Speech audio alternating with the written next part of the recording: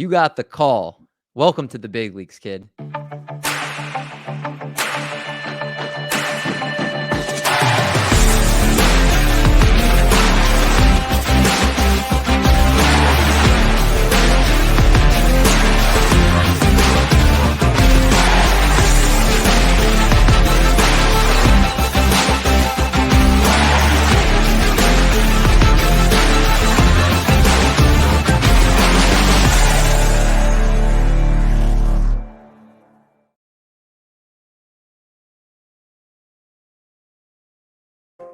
What's going on, guys? Welcome back to the call up presented by Triple Play Fantasy.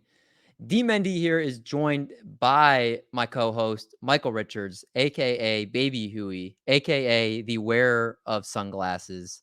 Mike, how's it going?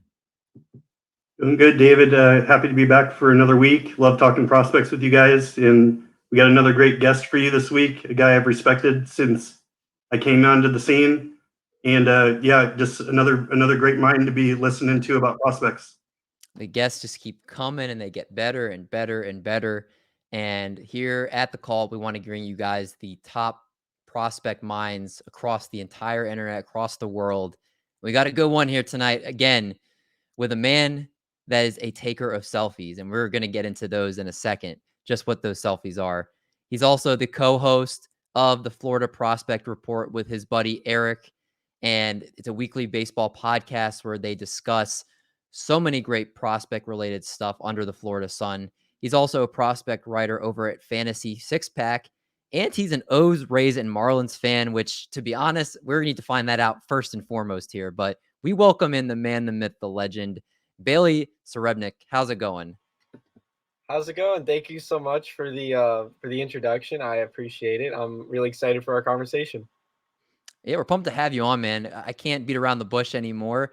How are you a fan of the O's, Rays, and Marlins? I guess the Rays and Marlins are both in Florida, but Right. where does Baltimore come into all this? So, the first team I liked, and my overall favorite team, is the Orioles. They before they did spring training in Sarasota, where they do now, they were in Fort Lauderdale, which is like 15 minutes down the street from me. So back in 2009, the first spring training game I ever went to was the Orioles. My dad bought me a bunch of Orioles stuff at the game, and then the next year, that's when they moved to Sarasota. But they'd come back to our side of the state for one game in Jupiter. So my dad got me tickets to go on the field during batting practice and meet all the players. And then while I was doing that, a guy in a golf shirt comes up to us and he asked my dad, "Hey, do you think he'd want my autograph?" Turns out it was Jim Palmer, Hall of Fame pitcher. So ever since then, I've been a huge Orioles fan. My dad's favorite team is the Tampa Bay Rays, so that's why I also like the Rays. And then I've just been to so many Marlins games over the years and Jupiter Hammerheads games, Jacksonville Jumbo Shrimp. I've just seen their players so many times over the years that I've just, grown an affinity for the Marlins as well. So they're like my third favorite team. So here's the question you knew I was going to ask you. The Orioles and Rays play in the ALCS. Who are you rooting for? That's the tough one because I'm going to an Orioles versus Rays game in like a week and a half, and I'm so conflicted on what to wear because the Rays are obviously like in a wild card spot right now, and the Orioles are like they're actually playing pretty well. I'd probably root for the Orioles, but it's just at this point I feel like I like them equally, so it'd be really hard to decide. What about if one of those teams played the Marlins in the World Series? I would definitely root for that team, but I wouldn't be mad if the Marlins won because I like Gotcha. a lot of the players on the team. That's totally fair. And all three teams are, very admirable teams. They have a lot of good young players. The other question I have to ask you before we get into everything here, you have a lot of selfies. I'm looking at your background photo on your Twitter header here. So many players. Do you have your most memorable selfie that you're like, this is the most memorable one by far? Oh, that's a good question. Let me look at my my header. I'll probably go with one of those. I mean it's hard to beat Wander Franco. Actually, well I'm gonna give two. I'll go with Wander Franco because I mean I got to see him when he was still on the Charlotte Stone Crabs before he was like, a superstar. And I was the very first person he came up to when there was like hundreds of people in line to get his autograph. So that was cool. But I think I gotta go with Adley Rutschman just because I saw like his third career game when he was with the FCL Orioles in Sarasota, and there were maybe 2 or 3 other people there trying to meet him. So it was really cool to meet like a guy who eventually became the top prospect in baseball in front of like 2 other fans at noon on a Saturday. So it was really chill, dude. So I'll probably go with Adley Rutschman for that. Yeah, I'm looking at these pictures, man. These are pretty dope. Some of them you have the flow and some of them you don't. Yeah. That's and right now you look like you're kind of in the middle of a flow and not flow. Yeah, I might get a haircut later this week. I'm still debating. I think we're setting records for the longest intro ever. I love it because you're such an interesting person to talk about. We could spend 30 minutes just talking about your experiences with the selfies and all that stuff, but we brought you on because you're one of the best prospect minds in the business. Thank you. And we are going to, of course, as we do every week, talk about first and foremost the minor league players that are balling and caught our eye this past week. So our MILB players of the week, we start off, of course, on the hitting side, and we got to kick things off here with a guy who actually has not ever made an appearance on the show, which is always a good thing. Jose Salas, shortstop for the Miami Marlins and their organization. What exactly, Bailey, is attracting you to Jose Salas this past week? I mean, I hate to say everything because I feel like that's a boring answer, but I mean, really, just every aspect of his game is just so appealing. And I would say if at this point he might be the hitter with the most upside in the Marlin system, ahead of Khalil Watson, ahead of JJ Bleday, ahead of all those guys. Just I think this is the guy who has the most superstar potential. I think his speed has been understated a little bit by some people. I mean, he's stolen 19 bases this year in 20 attempts. And his power was always there. He was putting up above triple-digit exit velocities last season, but the results statistically weren't showing up. And then ever since about like the end of May this year, he's just been on an absolute tear. Received a promotion to Beloit last week, and he's just continuing to hit bombs there. In a 6-game sample size, he has a 146 WRC plus, already has a home run there and 4 stolen bases, so he has no signs of slowing down anytime soon. And Fangraphs released their top Marlins prospect list about a week ago, and I think he was like 3rd on the list. They gave him a 50-50 future value rank, which is obviously really a high praise. So I think more and more people are going to start to come around on Jose Salas and realize that he's a very notable prospect. It's very interesting because you brought up about JJ Bleday and you brought up about Khalil Watson. And those are 2 of the names I think people always go to when they think Marlins prospects. And to say you think he'll be better than both those guys is definitely a statement. But coming from a Marlins fan who goes and watches a lot of these guys play and is plugged in, I think that carries a lot of weight just how good Mr. Salas is here. Absolutely. And that was not a slight at Bleday or Watson at all. I think they're both going to be productive major leaguers. I just think Salas has the most upside. Like, I think he can be the best overall player, highest ceiling at the major league level, just based off his entire body of work. Even when in 2021, when I saw him when he first debuted in Jupiter, he wasn't necessarily putting up the best results. Like, he was basically like a slightly above league average hitter, but just the way he went about his game, just like the exit velocities put up, the eye at the plate he had, it was very evident that eventually he was going to break out. And it's really, like, I guess, fulfilling just to see the month he has had and the stats he's continuing to put up as we enter July. Again, that's Jose Salas. Again, one of the best young players here in the Marlins organization. This next guy, many people have heard of, but I could hear Mr. Baby Huey talk about him all day. Anthony Volpe, shortstop in the New York Yankees organization, somebody who you will hear his name called in the Major League Stadium very soon. Maybe not this year, but even as early as next year, potentially. He's just a flat out baller, Mike. Yeah, absolutely. I believe this is the first time that we've talked about him on the show because his season's been a little down and he hasn't had a huge week necessarily, but it's finally starting to come around. He's actually been good for the last month. You can see there on the screen 2 home runs and 8 steals. On the season, his average is down to 247, 341, 449. He's got the 11 home runs and 33 stolen bases. I love the steals there. What I like to point out most is the 10.3 walk percentage with the 19.6 K percentage. So he still has a good approach. He's still young for his age. I would say he was someone that was going into the season in contention to be the number one overall prospect. And, I think Corbin Carroll's kind of taken that role, but if Volpe would have gone off, he would have been up in that range. So his stock is down a little bit. So I view this kind of as a buy low window. With the excellent K and walk rates and the top end speed, it's almost like right now he's missing the power a little bit because that's down. But we saw what he could do last year. He hit nearly 30 home runs last year. So he's a well-rounded player.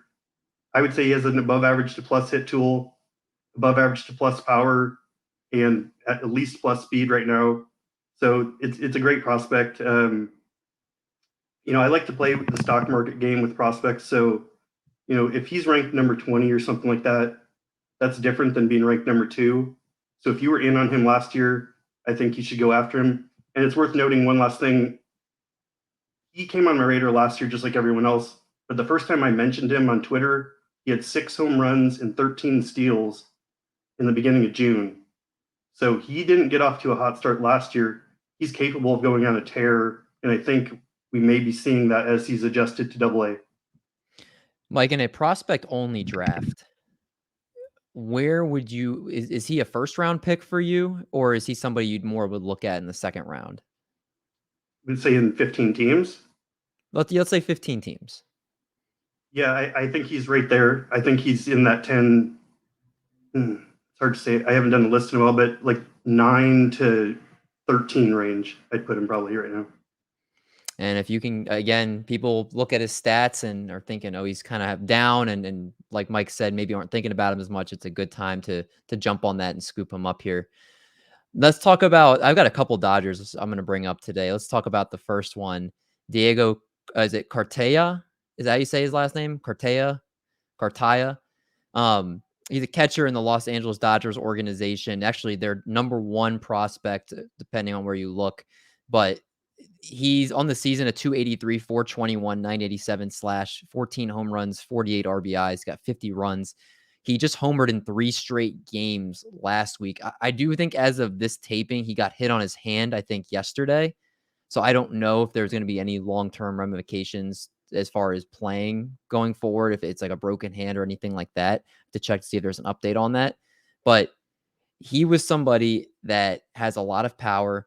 And on the season, I mean, he was hitting 283, a 993 OPS, 14 home runs across 134 pro games. And somebody that they've compared somewhat to Salvador Perez, but they think he's a lot further ahead in his development than Perez was at this age. Again, a lot of great bat speed, strength, power to all fields. I think he's somebody that I could see them using as a trade chip if they do believe in Will Smith long term, but he's got a lot of the tools to be a great catcher. He even is great on just the defensive part of things as just being able to or actually I guess defense he could work on a little bit, but offensively he's going to be everything you want from the catcher position. The maturity, the leadership, the IQ, I think that stuff's going to keep coming with time. He's very young. He's only in high A ball, but I like Diego Cartaya a lot just for fantasy. In terms of, you look at the catcher position, it's very weak for the most part, but he's one of the up-and-coming crop of young catchers. You saw it a little bit this year with Adley and some other guys, and he's kind of that next group, Henry Davis from the Pirates. So I think he's going to be a good fantasy player when he does make the big leagues. Let's now turn attention to the pitching side of things. And the first player we're going to talk about here, a guy also making his first appearance on the call-up, and that's Tink Hence, a right-handed pitcher for the St. Louis Cardinals and their organization. And Bailey, he's somebody that's been playing pretty well this season. Oh yeah, I mean, there's so many positive things I can say about him. So first off, so he's only been pitching in 3-inning stints so far, so we haven't seen his, I guess, final form, if you will. But in those 3 inning stints, he's just been basically unhittable. And the strikeout numbers have been just, I mean, striking out nearly half the batters he's faced this year. I was lucky enough to see him play last week, and he pitched 3 scoreless innings, striking out 8 batters. So 8 of the 9 guys he faced, he struck out, which is just insane. And the craziest part about it is his splits. 7 of the 8 batters he struck out last week are left-handed. Tink Hence is right-handed. This is not something that's like you would necessarily expect from a right-handed pitcher, but so against righties, he is allowed in a batting average of 177 with a 499 OPS, and in 38 plate appearances, he struck out 14 batters, which is still really, really good. But when you get to lefties, he's allowed a batting average against of 061 with an OPS of 249, and he's faced the exact same amount of hitters, 38 plate appearances for lefties, 22 strikeouts, which is just, that's insane. He's striking out more than half the lefties he faces, and just these reverse splits are just it's really mesmerizing to see if like over a full season if this like checks out. In terms of his arsenal, he has a fastball, and which I would personally grade at worst a 70. I think there's an argument that it's an 80. He's topping out around 98 right now. And then his curveball is arguably my favorite pitch I've ever seen from a prospect. And lefties simply do not know what to do with it. Like one of my favorite things I've seen at the ballpark this season is just him throwing the curveball against lefties, because they either just completely freeze and it drops into the strike zone, or they swing right through it. Like it's just so I would honestly say he is at worst 2 70 grade pitches. And I think you could make an argument that his curveball or his fastball are 80 grade.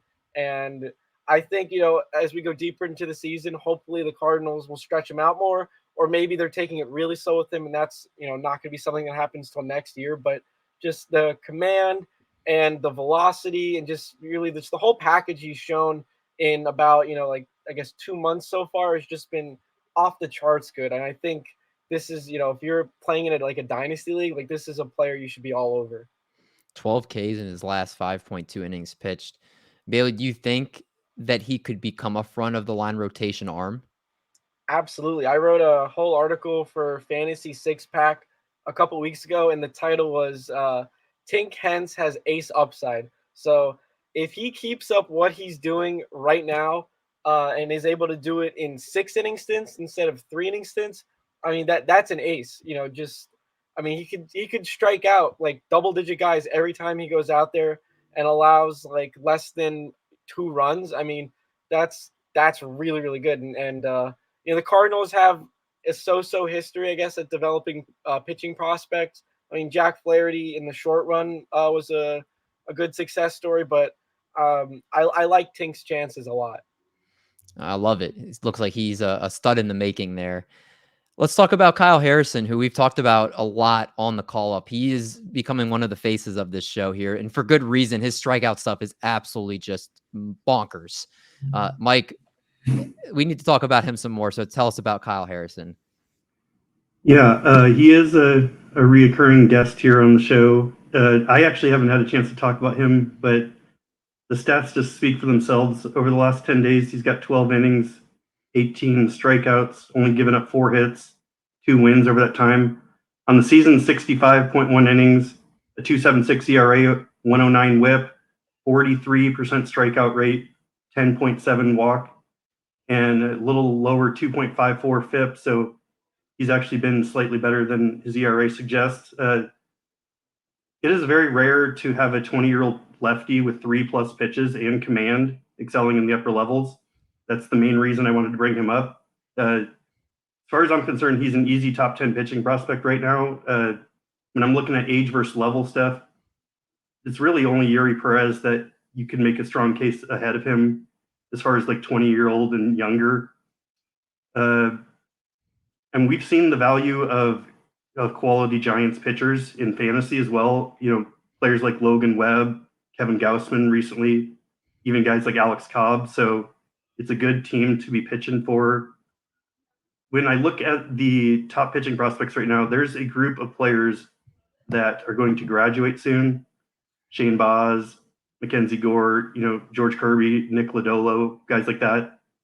When all those guys clear the list, you're basically going to be left with Grayson Rodriguez, Daniel Espino, Yuri Perez, and Kyle Harrison. So to me, he's a top 5 pitching prospect in the not too distant future. And I think you should treat him that way in trades and value him in that way in Dynasty. I do think this is a frontline rotation type guy that is going to be sought after down the road, even in redraft leagues. Yeah, just to your point, MLB.com, their prospect rankings, he's the 3rd lefty on their list behind Nick Lodolo and Matthew Liberatore. I feel like his upside's so much higher than Liberatore. I just feel like that, like you said, his name's going to be, I feel like sky's the limit for this kid. His name's going to be so much more well-known next year. And this is the time to be able to jump on Kyle Harrison now if you're drafting with people and prospects that aren't quite as familiar with him.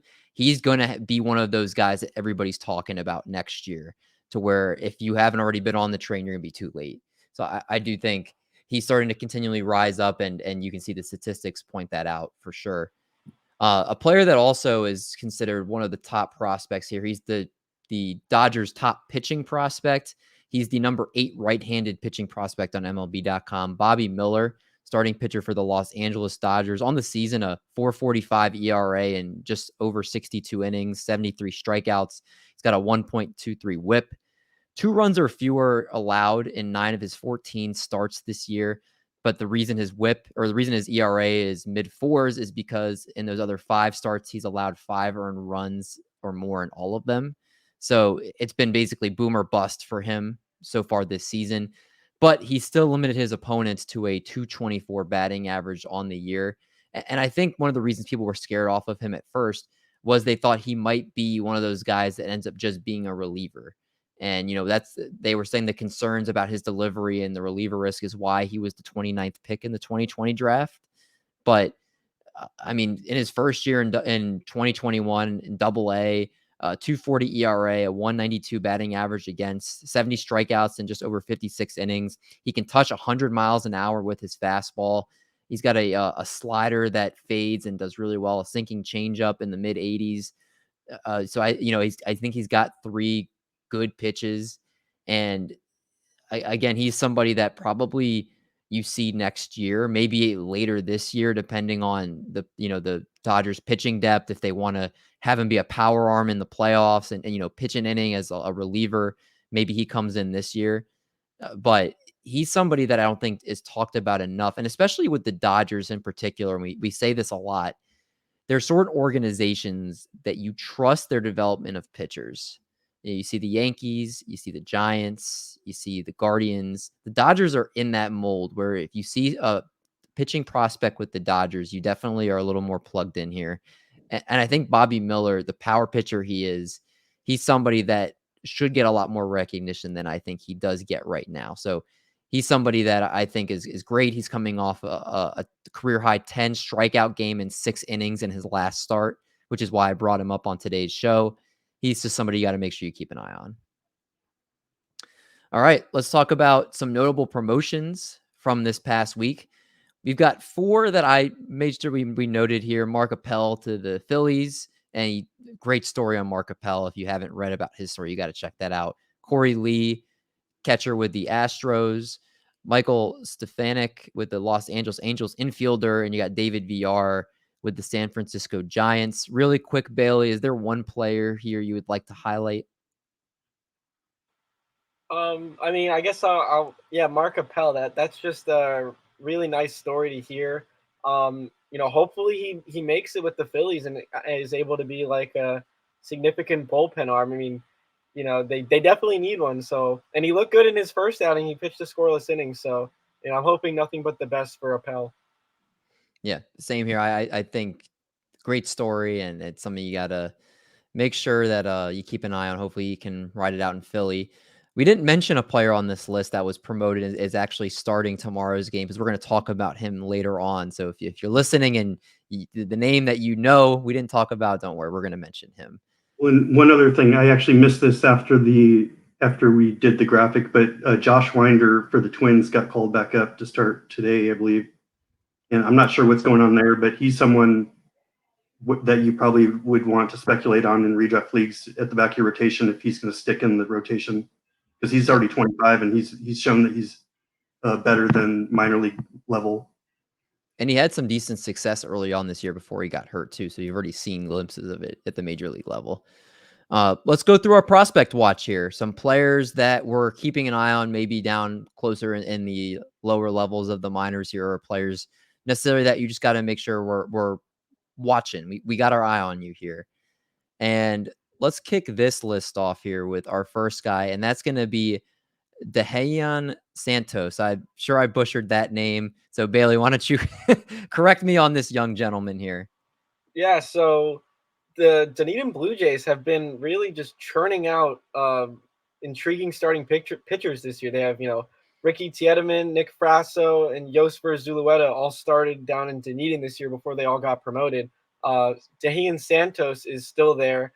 And what draws me to him is the strikeout rate. He struck out 84 batters in 50 and 2/3 innings, which is obviously really, really good.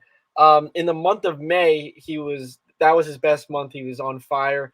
Allowed an ERA of 0.83 in 21 and 2/3 innings, striking out 43 batters in that stint. And then in June and July, he's come back down to earth a little bit, but the strikeout rates are still elite. Now, the walk rate, that's another story. Obviously, a little higher than you'd like. He's still only 19, so I think there's a lot of time for him to develop, obviously. I think he'll probably spend most of the year in Dunedin, if not just the rest of the season. He started the year as a reliever and then worked his way into the rotation, mostly pitching 4 to 5 innings per outing. So it's possible he's a reliever long term, especially considering the walk rate. But whenever a guy has a strikeout rate like his, it's definitely going to be notable. And he's been getting results. So it's going to be interesting whether it's this year or next year to see how he does whenever he gets promoted to High A Vancouver, because there's a lot to like about him. Yeah, very much electric stuff. And yeah, I mean, whether he's a reliever or starter, the strikeout upside is definitely relevant with him. Let's talk about another player here in the American League. And we're going to go down to a player in the Seattle Mariners organization, and Edwin Arroyo, shortstop for the Seattle Mariners in low A ball. Mike, what has you looking at him down in the prospect system?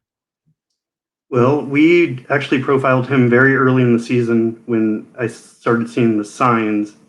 He's only continued playing well all season long.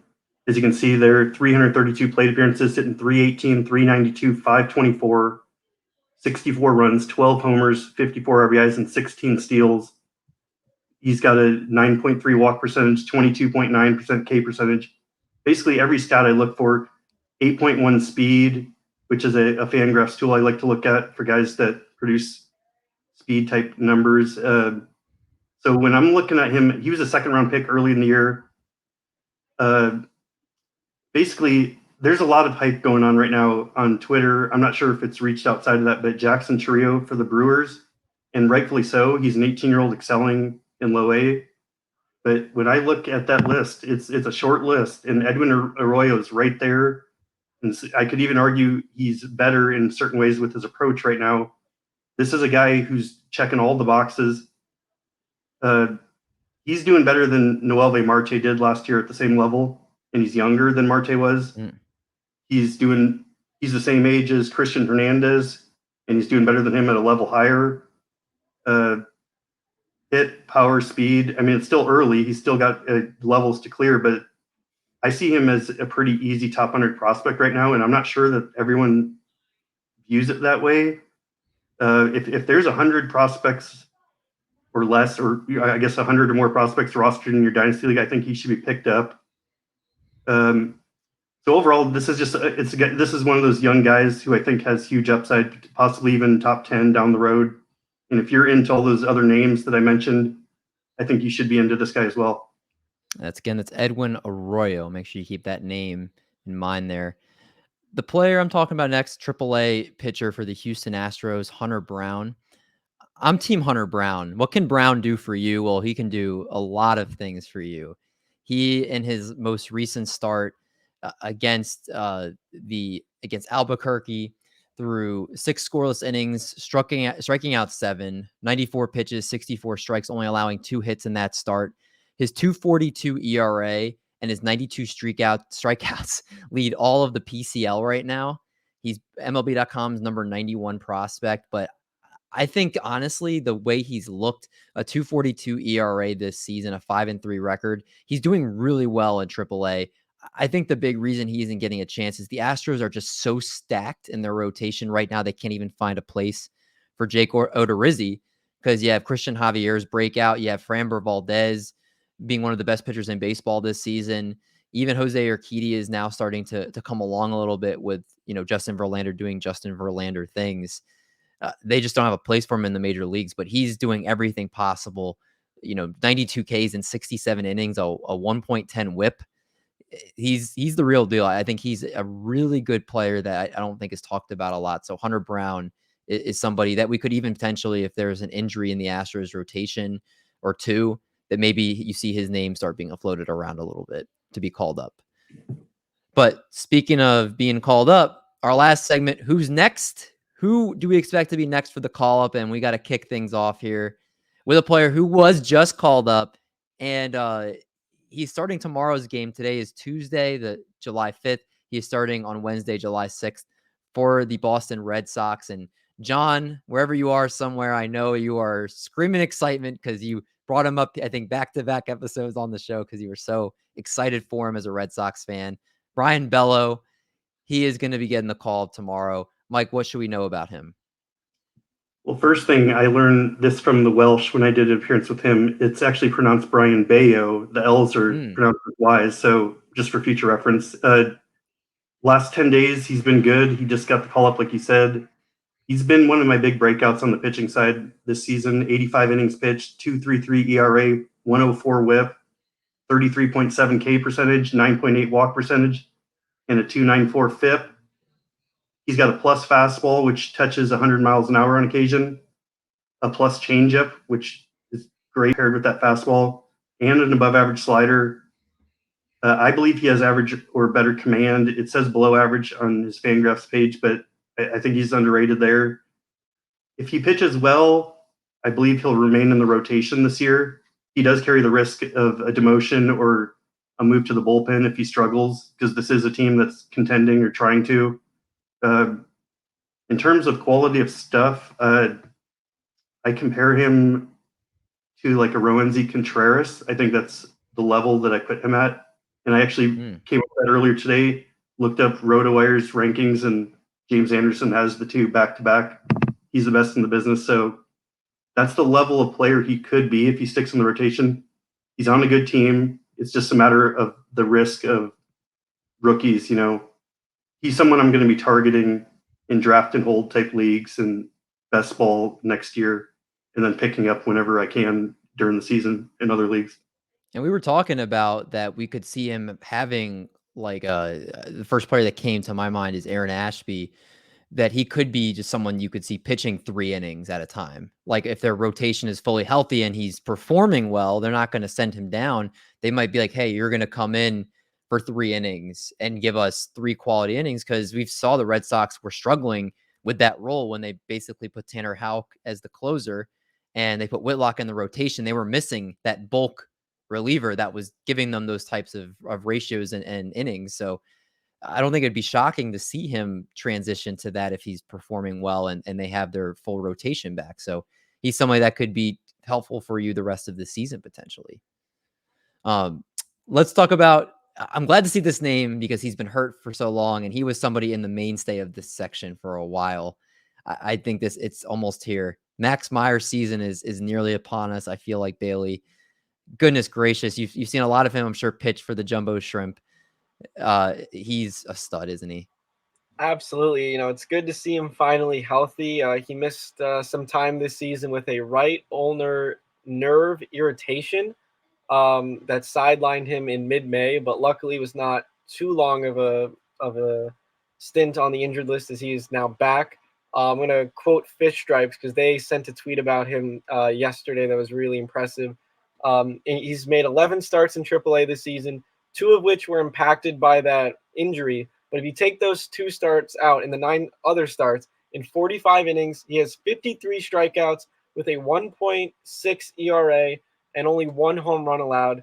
Meyer is the real deal. And even if you include those 2 games where he wasn't pitching his best, he still has really impressive stats on the season. And I mean, if Braxton Garrett wasn't pitching as well as he has the past few weeks, it would be a no-brainer to put Meyer in later this week to make his debut. But obviously, Braxton Garrett went almost 8 innings in Washington over the weekend and has really been an important player in the rotation, as well as Daniel Castano. Obviously, long term, I think Max Meyer, of course, will surpass Castano and Garrett in the rotation, but that's really the only thing holding him back. Like you would, it's just a matter of when the Marlins are ready to give him the call because he is ready. Maybe they want to give him more time in AAA. Maybe they're waiting for a rotation spot to open up, but I think it's only a matter of time. He's really, really good. Oh my gosh, Max Meyer is the truth, and I'm glad he was brought up on today's show. A welcome back, if you will, here. The last player we'll bring up, I'll touch on him real quick. Cole Ragans, starting pitcher in the Texas Rangers organization between AA and AAA this year, a 6-5 record, 3.25 ERA, 87 strikeouts and 72 innings, a 1.21 WHIP, allowed 3 runs or less in every start this season, but his most recent one, where he did get blown up in that start. I will point out his AAA numbers because, like I mentioned, between the 2 teams this year, 2.81 ERA in 10 games. And for AA, he has 4 games in AAA with a 4.35 ERA, highlighted by the 7 earned run blow up that I think really blew up his ERA, obviously, in his last start. But you got to feel for this guy. This is somebody that, he was drafted, and then he had Tommy John surgery in 2018. He had Tommy John surgery in 2019. And then he lost the entire 2020 season to the pandemic. So he had a 3 basically year stretch where he didn't really get to pitch. And then last May finally made his debut, pitched in the All-Stars game, the All-Star Futures game in July. And he's been compared by a few people to Cole Hamels. They both 6'4", kind of lanky, have a great changeup, a low 90s fastball that can get up to 95, but has kind of ride up in the strike zone. And he's somebody that he's right now in AAA. The Rangers don't have a ton of great pitching. So if he goes and he shows that he can handle AAA and gets a better grasp, maybe brings that ERA down to maybe like low 3s, high 2s, I could see him stepping in there and being a back end guy for that rotation. Maybe nothing flashy, but they need pitching. And if he shows he can continue to make strides, he's somebody I would keep an eye on potentially for the next guy to be called up there. Guys, we did it. And under 40 minutes, we talked about a whole bunch of players. We talked about Bailey's selfies. We talked about so many great things.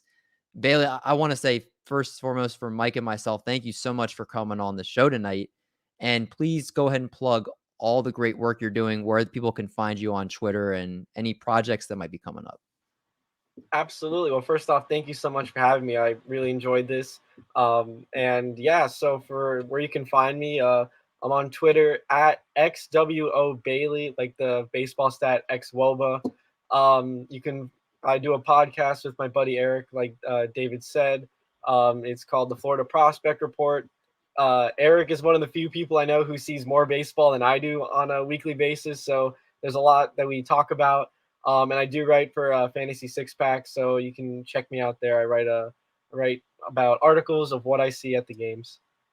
I love it. Make sure you follow him. He's one of the best prospect minds in the business, and it just overall just great person. Mike, anything you would like to plug before we sign off? Yeah, I guess my next article is coming out this weekend on Fantrax, and I'm going to be looking at the early standouts in the Complex League. So, for deep dynasty guys who want to find those guys before they become big deal next season, I'm going to point at the guys who are showing the signs early. Again, Mike, you gotta make sure you don't miss any of his work that comes out as well. Again, it's stay ahead of the game in the prospect game here. But that's going to wrap us up here for week 13. For Bailey, for Mike, I'm D Mendy. We will catch you guys for the call up